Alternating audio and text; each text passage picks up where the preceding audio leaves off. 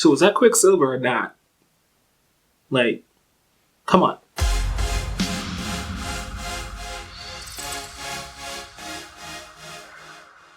Hey guys, my name's Mike the Non-Cinephile, and today we are reviewing WandaVision Season 1, Episode 6. And this episode, it's a Halloween special, which is classic sitcom trope. We're set in the 2000s. Kind of felt like last week combined the decades of the 80s and the 90s, which makes sense thinking back on 90s sitcoms. It was a lot of larger cast, and they didn't really feature children. You had your Fresh Prince of Bel-Air or Friends or Seinfeld. Stuff like that probably wouldn't fit the setup they established in the previous episodes with Billy, Tommy, Pedro, Wanda, and Vision. So this one is clearly inspired by Malcolm in the Middle. You can tell straight from the intro, like right away, this is Malcolm in the Middle. So much so that Billy even starts narrating the beginning of the episode, which I loved. Also, laugh tracks are gone. I think laugh tracks are just done unless they parody The Big Bang Theory. Laugh tracks are officially a thing of the past. We're in the 2000s, baby. Let's go.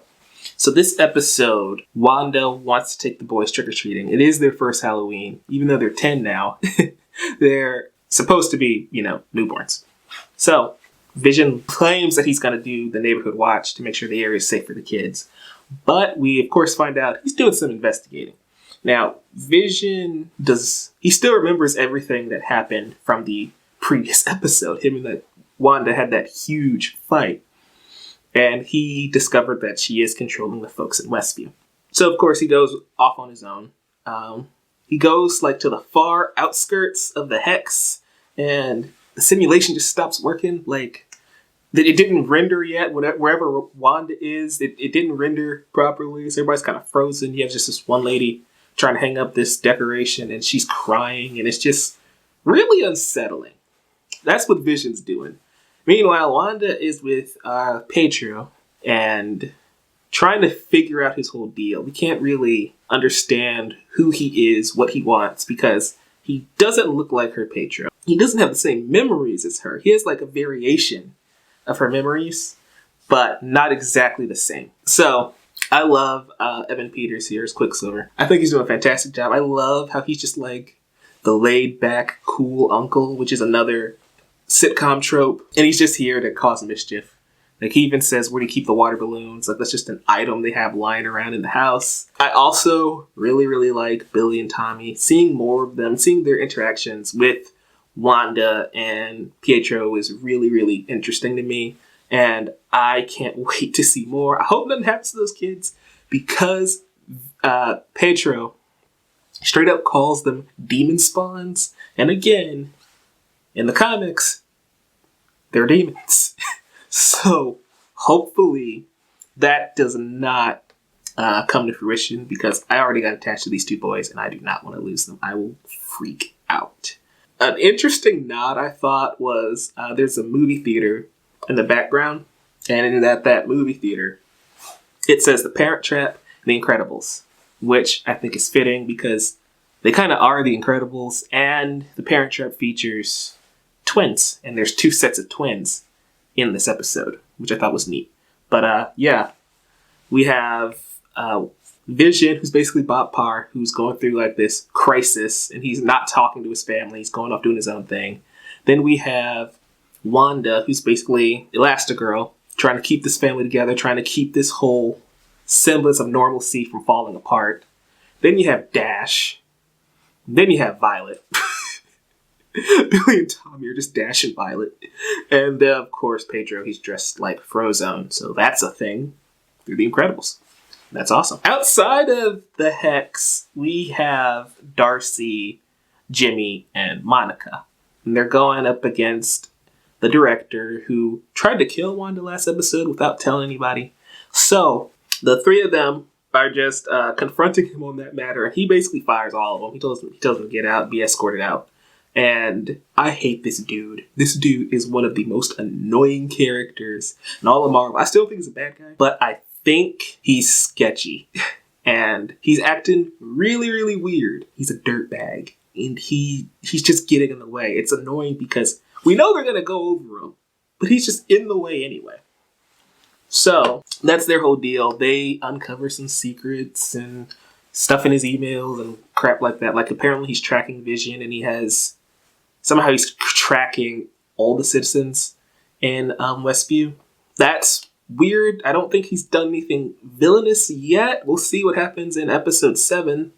But that's what's going on outside the Hex. It's not that interesting, I'll be honest. Aside from confirmation that Monica's cells are changing, and she will probably end up getting superpowers by the end of this series, which takes us back into the Hex. Remember how I said the director is acting a little sus? Pedro's acting real sus. Like, I don't know what's his deal is. He's interrogating Wanda. Whenever she asks him a question, he dodges and deflects, and he doesn't give her a clear answer. And it's really, really weird. And it's like, is he Pedro from the X-Men universe? Is he Pedro from a different universe? Or is he really just the Aaron Taylor Johnson version of Pietro with a new face? Or is he something else entirely? It's weird because then we get that commercial, that ad for the Yo Magic yogurt, which feels like it's ripped straight from the early 2000s. Something that you would find on Nickelodeon or Cartoon Network on Saturday morning. But that commercial is weird because the shark talks with the cadence that Pietro does. The way he delivers his lines, the way he says, "Hey, little dude," to the boy who's starving, feels like it's modeled after Pietro. Could just be a coincidence, but that's weird. Also, same color scheme as Pedro's outfit. Again, might be a coincidence. That's weird. Also, the kid dies. What was this ad about? That ad was so messed up. Like, I get the Stark toaster and the Hydra watch and soap and all that stuff, but I don't know what the heck was up with that yogurt. So going back to Vision. Vision finds Agnes like at the edge of Westview. And she's just frozen like everybody else towards the end of this town. Except she's still able to respond to him, which I think is interesting. So is she putting on an act, or was he able to just like, and she's back in? She's all like, "You're an Avenger. Are you here to save us?" And Vision sadly doesn't remember anything. He doesn't remember the Avengers or nothing like that. That takes us to the moment. He promises Agnes he's going to save them. And so he goes to the end of the Hex, tries to climb his way out. And then as he gets out, it's like holding him by his cape, and it's like he can't move any further. And then he just starts breaking apart, flying into pieces, getting destroyed essentially. And that's what's messed up. So it's like the Hex wouldn't let him go. So Vision can't escape. But he's just pleading with the Sword Agents to save the people. And that's when Billy's power emerges. Earlier, we discover that Tommy has super speed like his Uncle Pete. This moment, Billy is able to hear Vision's screams for help, goes to Wanda, and Wanda goes ham. She just makes the Hex bigger, engulfs all of Sword. So everybody's inside the Hex. Everyone, I think, except for Monica and Jimmy. I'm not sure if they actually got away from it in time.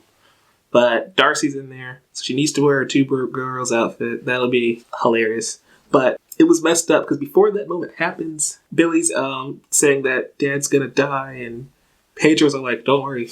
Your dead husband can't die twice." And she just yeets him across the park.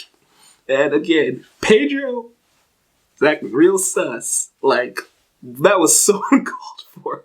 But yeah, I have no more theories. I don't know what's happening anymore. There's 3 episodes left. I can't wait to see how this plays out. Every episode has just been one after the other. Hit. Cliffhangers every single time. And so I'm just left waiting till Friday.